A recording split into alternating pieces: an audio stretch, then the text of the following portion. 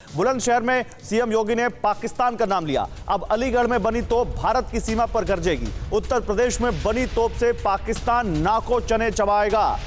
पाकिस्तान की एंट्री इससे पहले भी हुई थी और एक बार फिर पाकिस्तान का नाम आया है। जिन्ना, पाकिस्तान, 80-20, हज हाउस, मानसरोवर भवन सब उत्तर प्रदेश के चुनाव में आ चुका है। बुलंदशहर का नौजवान यही तोप पाकिस्तान पर दागेगा। ये आज बुलंदशहर में सीएम योगी आदित्यनाथ ने कहा।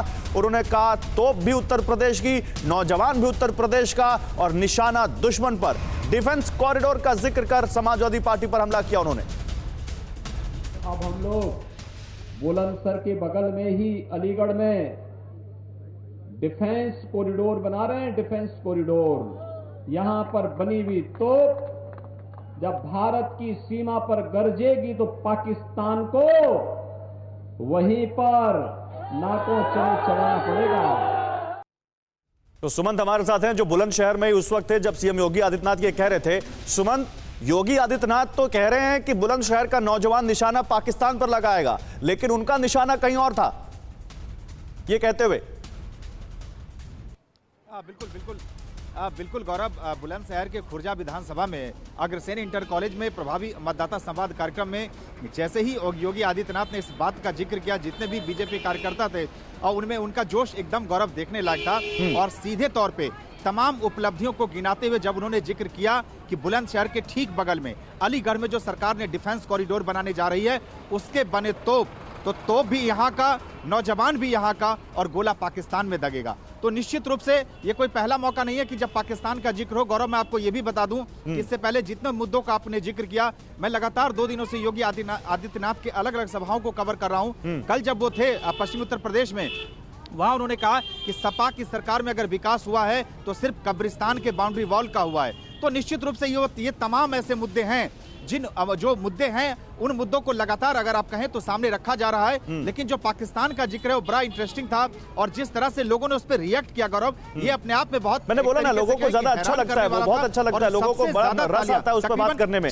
मैं जरा पश्चिमी यूपी की बात कर लेता हूं। आप सुमंत आते हैं आपके पास। पश्चिमी यूपी बीजेपी के लिए अहम क्यों है, जरा जल्दी से आइए, आपको वॉल पे बताते हैं। क्योंकि पश्चिमी यूपी ने भर भर के बीजेपी की झोली में वोट डाला है पिछले कुछ चुनावों में। 2017 में तो 109 सीटें डाली थी इस पश्चिमी यूपी ने, जहां पर 130 के आसपास 136 करीब सीटें आती हैं। अब जरा इसका गणित समझिए। पश्चिमी यूपी की 70% आबादी खेती और किसानी से जुड़ी हुई है।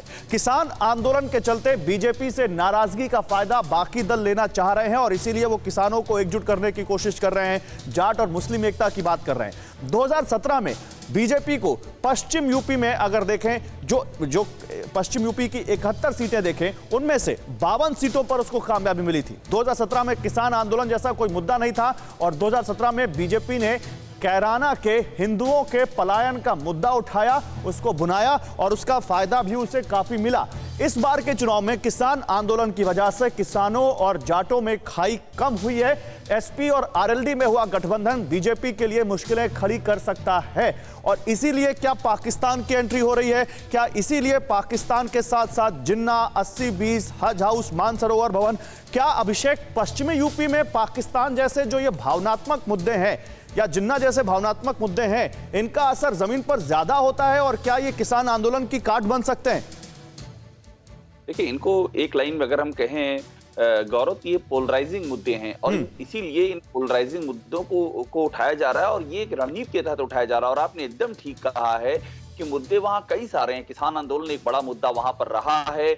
वहां पर किसान आंदोलन के अलावा जो जातीय समीकरण है, जो कि सबसे बड़ा, जो हम जब बात करते हैं आरएलडी की बात करते हैं, तो आरएलडी और समाजवादी पार्टी का जो पुराना समीकरण रहा है जाट मुस्लिम, इस तरह के तमाम मुद्दे हैं। इन मुद्दों के ऊपर एक ऐसा पोलराइजिंग मुद्दा अगर आ सका जिसके आगे सारे बौने हो जाएंगे, तो उसमें आप समझ लीजिए कि रणनीति चल जाएगी। तो ये इसी बात की रणनीति है और ये रणनीति इस समय, चूंकि पहला फेज, शुरू के फेज पश्चिमी यूपी में जगह जगह प्रयोग की जा रही है और इसके सिंबल्स हैं। पाकिस्तान इसका सिंबल है, अभी जो सुमन कह रहे थे कब्रिस्तान, वो इसका सिंबल है। अलग अलग राष्ट्रवाद से लेकर के और हिंदुत्व के जो प्रतीक हैं उनको एक साथ लाया जा रहा है ताकि एक पूरा पोलराइजिंग इफेक्ट इसका क्रिएट हो और ये इसके पीछे की रणनीति है। ठीक है, बड़ी बात आपने कह दी कि पोलराइजेशन की कोशिश कहीं ना कहीं हो दिखती है ताकि जो मुद्दे जो नुकसान पहुंचा सकते हैं बीजेपी को, उनकी काट इन मुद्दों के जरिए ढूंढी जाए।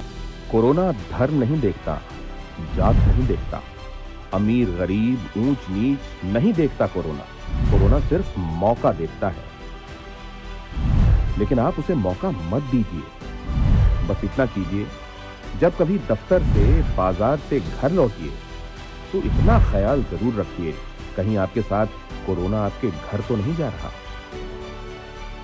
भूलिए मत, कोरोना अभी जिंदा है।